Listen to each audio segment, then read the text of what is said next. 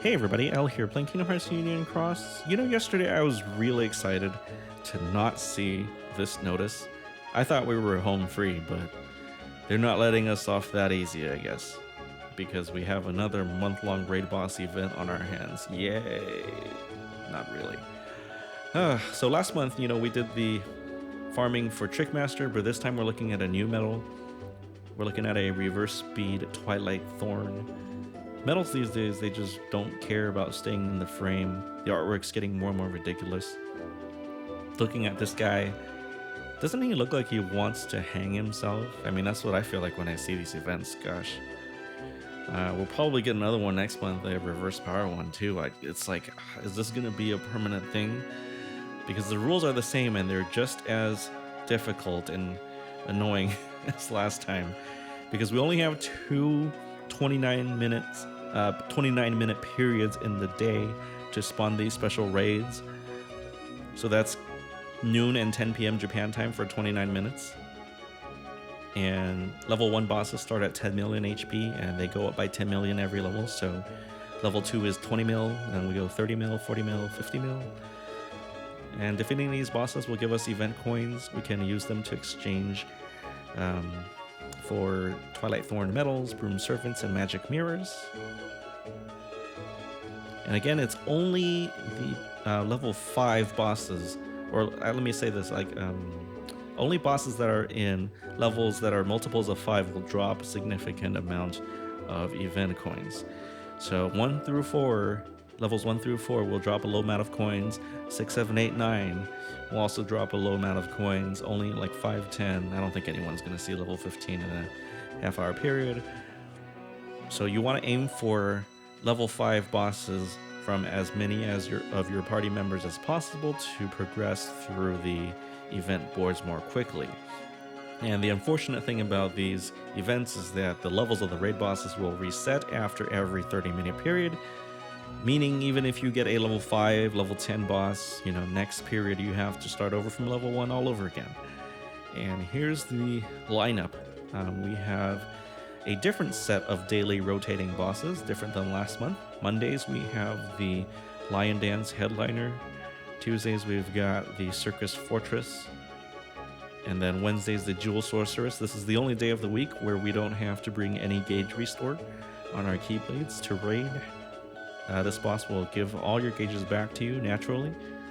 Thursdays we've got the Eggmaster. Fridays that dreaded Hocus Pocus with that really beefy, is it left leg that has that ton of HP. And then Saturday, the special day to keep an eye on this month is going to be the Adventurer. This is the day where if you get to a level 10 boss within the 30-minute period, then this boss will drop a boosted Twilight Thorn when you defeat it.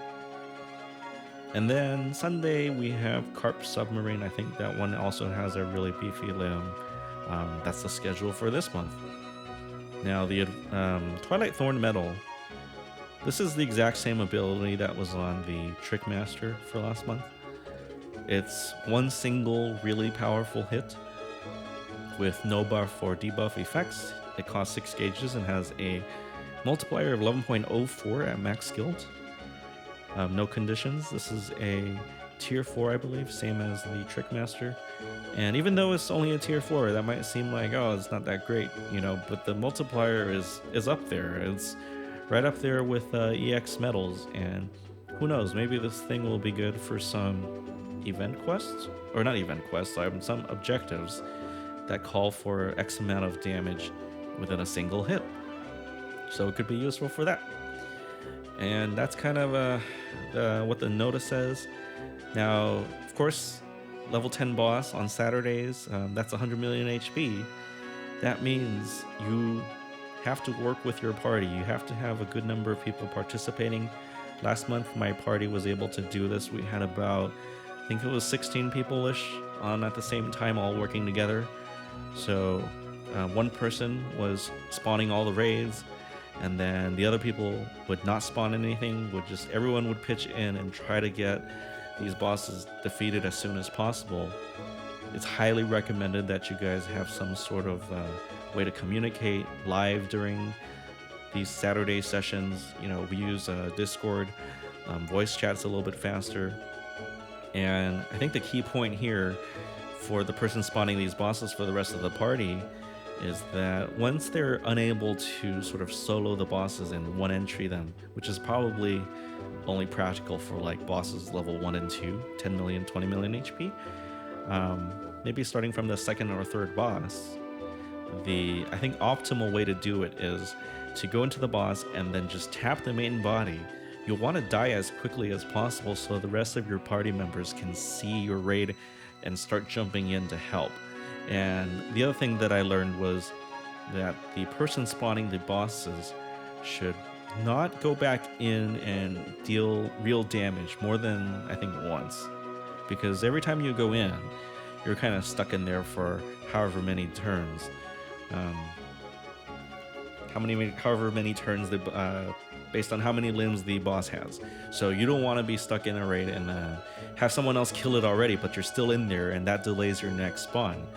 And with about 16 people, like I was saying, participating, we were like barely able to get the level 10 spawn. Now there's a little bit of little trick that you can do to sort of shorten the time, sort of cheat a little bit.